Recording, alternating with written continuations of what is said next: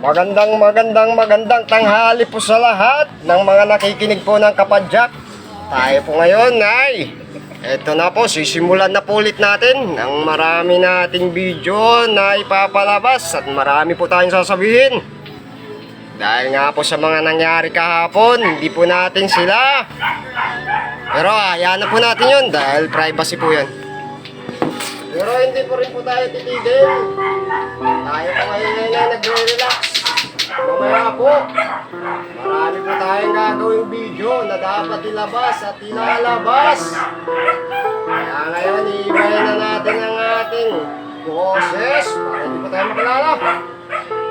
Pero makikilala pa rin naman tayo dahil sa ating pangalan na nakalagay dyan.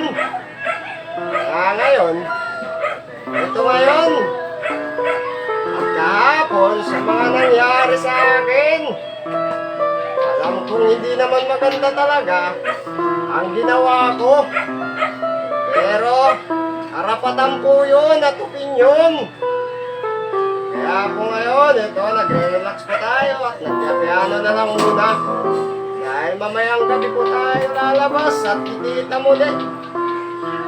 Tayo po'y kikita lamang ng kakaunti at hindi sapat para sa pamilya. Kaya ngayon po, kayo po dyan ang mga nakikinig, like and share nyo na po ito. Pagpasensya nyo na po ang aking boses. May nagbabago-bago at sa susunod, marami pa pong boses tayong gagawin. Dahil ito po, ipagpapatuloy na natin. Nakakatawa man po ang aking boses. Hayaan nyo na po. Wala po tayong papatamaan dahil hirap na po tayong mga mahirap. Hindi na po tayo makakapagtimpi dahil ang mga kapadyak ko ay sagad na po. At hindi po tayo inaaksyonan. Ngayon, tatawag po tayo sa pamahalaan na kung saan po sana ay bigyan naman po sana ng aksyon ng mga kapadyak.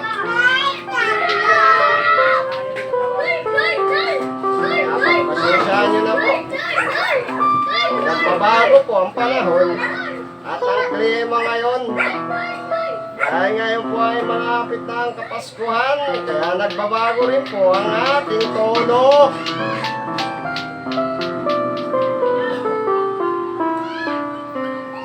Nakakaintindi dyan at sa mga nakakapanood dyan at sa mga nakakarinig dyan, alam ko po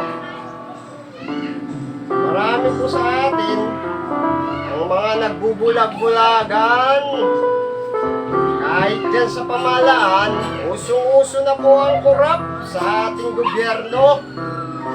Kaya tayong mga nandito ngayon sa mga laylayan at sa mga mabababang kapulungan ng ating kabaranggayan ay nadadamay. Pati ang mga bilihin po ay tumataas. Ngayon po, hindi na po tayo ngayon makakapaghintay pa nang tayo mawala at kunin na lang tayo ng Panginoong may kapal. Kaya pagpasensyahan nyo na po. Dahil hindi na po tayo papayag, noon man nananahimik lang tayo. Pero ngayon, papatuloy po natin ito hanggang sa dulo. Hanggang nga sumapit ang sinasabi nilang pagbaba ng Panginoon. O pagbaba po ng Panginoon, hihintayin po natin. Dahil ito po ay totoo at mga nangyayari na po. Kaya kayo dyan, ang mga mayayaman, at kung sino man dyan na may mga puso, para sa mga mahihirap, silipin nyo po. Huwag po kayong gumamit ng mga batas na para sa mayaman lang. Maging parehas at pantay po kayo.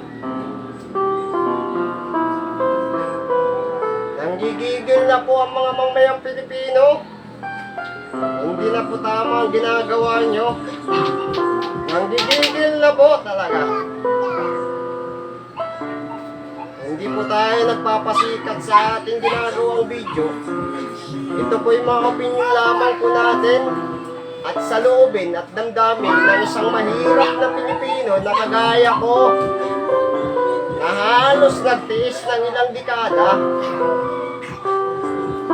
Nung nabubuhay pa po ang aking ama, siya po'y sumusulat araw-araw sa ating pamahalaan o sa matataas na kapuluhan. Sila po'y hindi nakapag-aral. Ang tangi lamang po nilang nasusulat ay ang tulong.